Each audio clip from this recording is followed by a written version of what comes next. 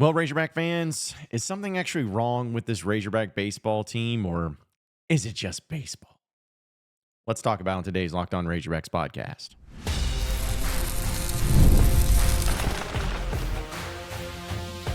You are Locked On Razorbacks, your daily podcast on the Arkansas Razorbacks, part of the Locked On Podcast Network, your every day. Welcome into the Locked On Razorbacks podcast. I am your host, John Neighbors. I am also the host of Inside Arkansas Live, which you can catch every weekday starting at noon on Inside Arkansas and InsideArkansas.com. Today's episode is brought to you by Game Time. Download the Game Time app, create an account, use code LOCKEDONCollege for $20 off your first purchase. Hope everybody's having a wonderful Friday. We finally made it to Friday. Did have some good news for the Razorback basketball side of things as J.J. Andrews officially committed. We'll talk about that, as well as to get into some of the things that fans need to just get over and be aware of when it comes to the Hog Pen. I feel stupid even having to address that, but I feel like we have to. But either way, we'll do that in the final segment. But Razorback baseball started their game, their series against Tennessee last night, and lost 10-7, actually. High-scoring game, long game. It was a game that started at 7 p.m., did not get over until about 11 o'clock. 4-hour game, weird, random, dumb, crazy things happening, but Arkansas ends up taking the L. So now they have to really make up some ground here to even get to this point, because Tennessee is going to be pitching essentially their ace tonight. I mean, they're one of their best pitchers, if not their best pitcher tonight. So Arkansas is going to have to figure out some things and try to get it going. But last night was just a frustrating game and a weird game. You know, Root and the pitching staff in general has been solid at times. But then there's times where it just looks like a mess. You know, like, and I think that that's what's really hard to understand about this team and makes them very unpredictable. Now, I want to be clear in saying this, folks, that I still believe the Razorback baseball team is a really good baseball team, and they're going to host a regional, and they're going to be a team that is a top 16 team, and they're going to be a team that a lot of people look at as a possible College World Series winning team. Like, all of that is 100% true. And things can happen. Getting to the postseason is what it's about.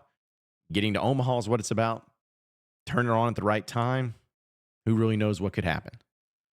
But that being said, though, it is so odd to watch this team sometimes. Now, you got 15 hits in this game. Same amount as Tennessee. Both teams got 15 hits.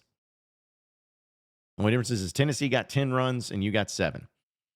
Because you did not hit a single home run in this game. Tennessee hit 4 home runs in this game. So I wouldn't even say the Arkansas offense was poor by any stretch. I mean, you had Logan Maxwell. It's good to see him back into the mix, going 3 for 4 in this one.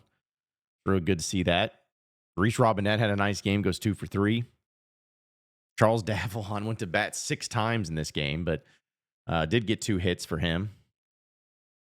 Kahio Aloy, 2 for 5. Thomas Jr. even went 2 for 5. You had some good things going, you know, in the hitting department. You left 11 on base, but Tennessee left 12 on base. You got it within 1 run. 1 single run there in the 9th inning. Going into the 9th inning. It was a 1-run game. But it was the pitching that just really let you down a little bit. I mean, Zach Root comes in, going to that. Zach Root comes in, goes about 3 1/3, gives up 7 hits. Or 7, I guess 3 2/3. Gives up 7 hits, 4 runs, 4 earned runs. Does get 4 strikeouts on 68 pitches. Gackle then comes in to relieve him. Now, Jake, this is what's crazy. Is I'm talking about Zach Root and Gabe Gackle. 2 of your arguably better pitchers and guys that have been really solid at times for you this year. Gackle comes in, throws 2 2/3 inning, gives up 4 hits and 3 earned runs on 3 strikeouts. So the 2 guys that you brought in with Root and Gackle, between the 2 of them, gave up 7 of the 10 runs that were scored in this game. That's a tough thing to kind of navigate through, and it's a tough thing to see. It's frustrating. Dylan Carter comes in for some quick work, throws only 17 total pitches, but gets out. You had Ben Bybee come in, who I thought Ben Bybee did a really good job, pitched an entire inning, had 2 strikeouts, looked good on 20 pitches. But then it was Hunter Dietz. This is the thing that's going to be criticized and has been criticized a lot from Dave Van Horn's decision to bring in Hunter Dietz into the situation. Because when they brought in Hunter Dietz, remember that time I said that Arkansas cut it to 1 run going into the 9th? That's when they brought in Hunter Dietz, a guy who has only pitched once this year, really. And putting him in a situation like that didn't go well. He gave up 3 hits, 3 earned runs, just got lit up on 8. He only threw 8 pitches. And it was quick work, snapped him out. He was done. Fouch came in, closed up shop. I'm trying to be understanding because I think the bullpen and how it was worked was very fascinating. It's one of those things to where if it works out, it's the greatest thing ever. If it all plays out perfectly, then all's hunky-dory and there's no problems. But then when you lose or then you struggle, it's the thing that you start questioning. You start questioning, okay, what was the reasoning behind this? I took it as Hunter Dietz, and the reason that he came in when he did is because Arkansas was down by 4 runs heading into the 8th inning, and in the midway point of the 8th inning. And I think Dave and all of them just thought that, hey, let's throw him out there because we're down 4 runs. It's going to be a tough one. Not waving the white flag necessarily, but just, hey, we want to get him involved. And this is not really a huge pressure situation when we're down 4 runs, all of that. Well, then Arkansas scored 3 runs. And they had been warming up Dietz. And so suddenly it becomes this thing of okay, so what do we do here? Do we bring back out Bybee, which I think wouldn't have been the worst thing in the world? Or do we just run with Dietz, see what he's got, see what he does? Well, that's what they did, and it ended up costing them. I don't know. Again, I'm not here to question Coach's decisions and Dave's decisions because Dave he's forgotten more baseball than I'll ever know. But I did find it a little bit odd that's the route they go because I know that you're got 2 games left of the regular season and 2 games in the series. But, man, in that situation, when you cut it to 1 run and you got some momentum going your way, I just really maybe would have liked to seen Bybee there a little bit more. That's just my opinion. I'm not saying that would have won Arkansas the game. I'm not saying that he comes in automatically and everything just goes perfectly. Who knows? Maybe he does the same thing. I mean, for all we know. But, man, I just would have liked to have seen it. And it's disappointing. I mean, that's just the way it is. It's disappointing. Because you're sitting at a spot right now where you could end up losing 5 of your final 6 SEC series.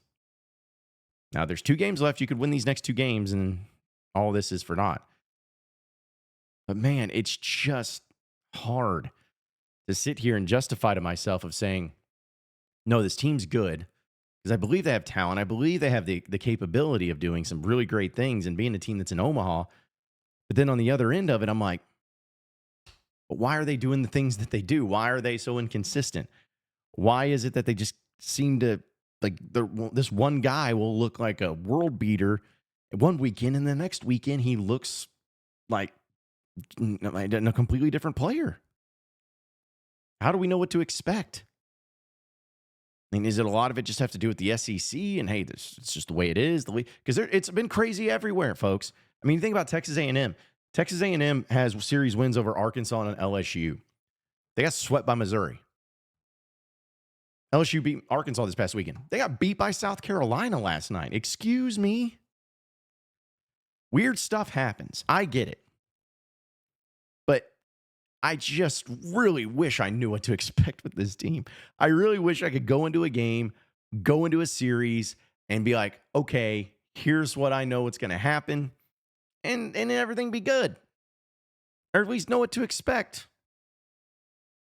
But that's what makes this so, I don't want to call it irritating, but just so exhausting. It's just trying to figure out what you're going to get. Like tonight, Arkansas could run rule Tennessee for all I know. I think everyone would take it and sign up for it. But I mean, would you really be that shocked and whoa? If you ended up seeing Arkansas run rule Tennessee, like would it be the most absurd thing ever? I don't think so. Or he could get beat again tonight. I don't know. So you can continue to be exhausting and everything. It's that. But I also want to make this clear too, folks, before we move on. I'm not saying that you have to just accept being like these games and the way that they've been playing them. To just be like, well, it doesn't matter. Because you want to play well. You want to win games. You want your team to put on a show and be enjoyable for you to watch, of course. And you can be critical. But there are some of you that take it a little too far in your reactions. And me and Kirsten and Andrew just laughing at some of the things that we were getting tweeted, but like I was getting tweeted about just how that we're not hosting a regional anymore. And I just can't, I can't. You can be critical. You can be concerned. You can be frustrated, but there's no reason to just blow it up. The season's over. We suck. Because correct me if I'm wrong, the last time you guys went to the World Series was when you all felt like you sucked because you weren't even a top 16 seed. Be critical, be reasonable and rational, be understanding, be patient, but also understand that once you get to that postseason, all bets are off. But man, it just would have been nice. It would have been nice to win that one this past night.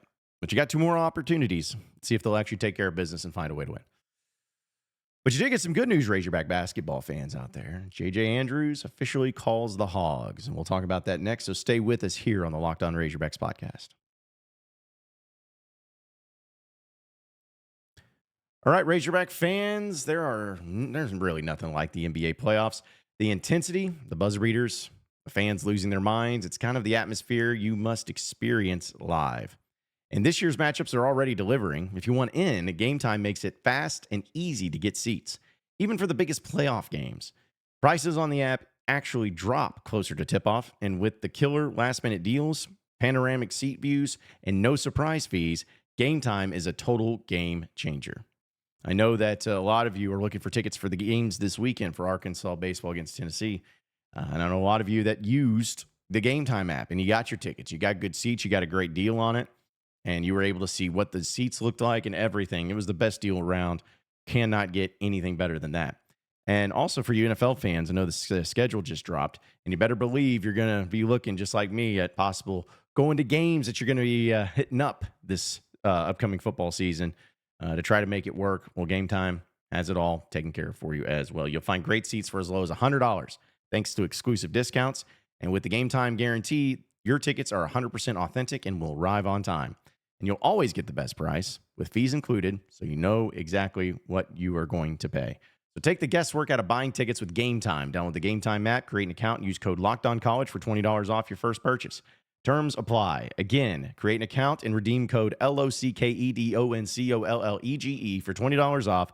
Download Game Time app today. Last-minute tickets, lowest price, guaranteed.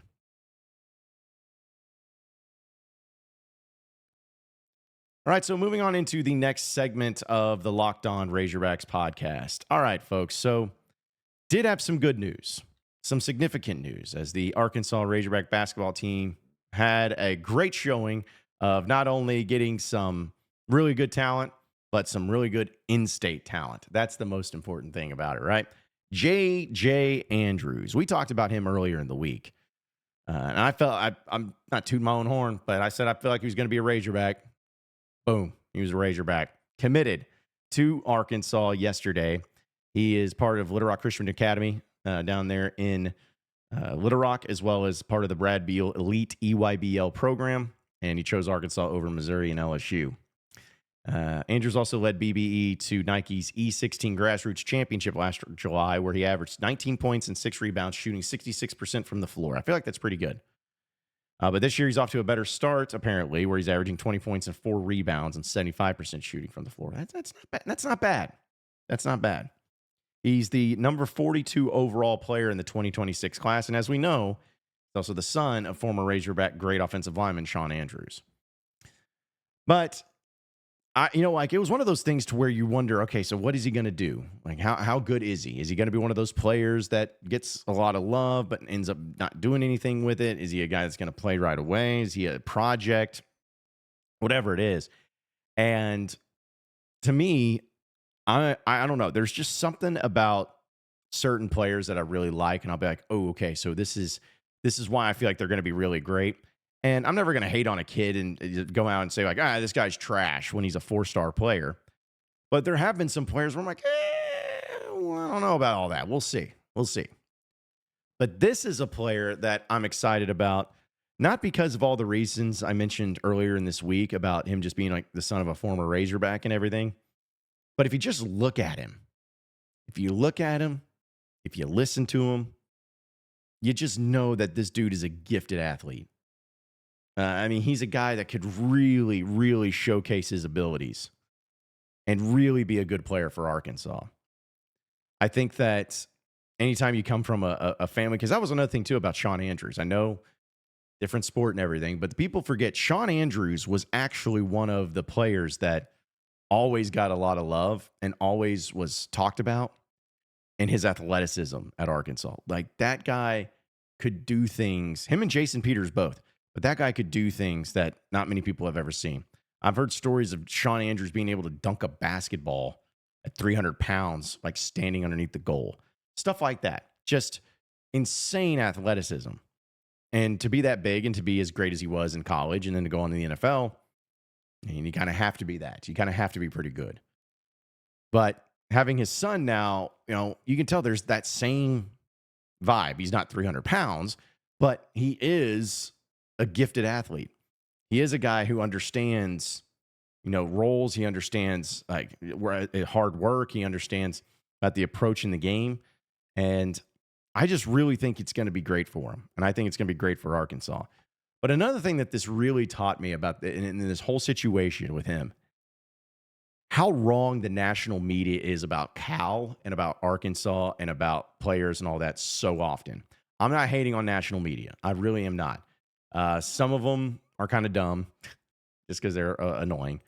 But most of them I do respect. And most of them I think they have great sources and they do report the correct stories. They don't have agendas or narratives. A lot of them don't. Some of them do, but a lot of them don't. But it is incredible where people, and maybe this is a Cal thing, they just get it wrong. It seemed like it was all but a foregone conclusion that J.J. Andrews is going to Missouri. And I even heard about it about 2 days ago where I was like, oh, well, I guess that's true. And then I asked the guy, I was like, well, where'd you hear that? He said, well, this national guy said it. And I looked it up, and sure enough, all these things were coming out. I was like, hey, this national guy says this, and this guy who covers recruiting says it. Yeah, it looks like Missouri is all. So I was like, all right, well, shoot. Would have been nice, but I guess we'll move on. But then, boom, just like that. Just like that. He's a Razorback. So what happened? Was it a recruiting thing that Cal just kept to himself and then pulled the wool over everybody's eyes and was able to get it done? I mean, maybe. Or was it more of him going in at the final witching hour, just boom, going in and, hey, John Tyson, come over here. We need this check. Get this kid to come. And then was that done? Like, I just wonder how so many people can be so convinced that it was going to be a done deal, and then it wasn't. Just a question I have. But I'm glad he's a Razorback, and I'm excited to see what he can do. And I'm excited to see him play. He won't be part of this class. He's part of the 2026 class, but it's a nice get for Cal and some good news for the Razorbacks. I'm going to talk about this stupid Hog Pen thing. Just stay with me, please, here on the Locked On Razorbacks podcast. All right, Razorback fans, the days are getting longer, the weather's warming up, and people are spending more time outside, which means it's the perfect time to refresh your outdoor space. Whether you're working from a big backyard or a small balcony, Wayfair has everything you need to make it feel more like you. Wayfair's massive selection of outdoor essentials makes it easy to transform any space into your ideal summer setup. From comfy conversation sets to sleek dining tables and outdoor decor, they've got it all, and at prices that fit your budget. Grab a new patio dining set and some string lights from Wayfair to help extend your outdoor space. The delivery is free and hassle-free, and even for all the big stuff. Whether you're entertaining guests or just relaxing solo, shop Wayfair to help you unwind. And shop a huge selection of outdoor furniture online this summer. Get outside with Wayfair. Head to wayfair.com right now. That's WAYFAIR.com. Wayfair, every style, every home.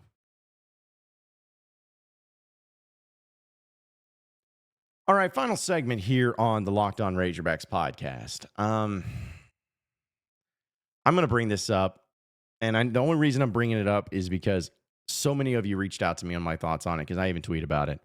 I'm not going to get into specifics and details, but apparently the Hog Pen has been fighting amongst themselves out there and on social media and everything, because people have said, oh, it's about this is meant for the students originally. And then, of course, the people that aren't students get mad about it. But then there's fights breaking out about who's in line and who gets to sit up front and who the chairs are and who's stand, and the rules out there. So who's allowed to stand, who's not allowed to stand, and what should be done. And then people litter, and it's just so much. It's a lot. It is a lot. And I bring this up because I feel like if Arkansas has something cool in theory going on, the last thing that they need to have happen is it to go away and be taken away because they're forced to. And I feel like the way things are going and the angst that goes on, it's like, man, y'all need to chill out, because you're going to get it taken away. If you start abusing things and start getting in fights, you're going to get it taken away. So don't do that. But people just have their own ways of what should be done out there and how it should be handled. And it's really ridiculous. And there was a viral video going around, which I guess was an old video, but still, it was just like cringy, man. And it makes everything look bad.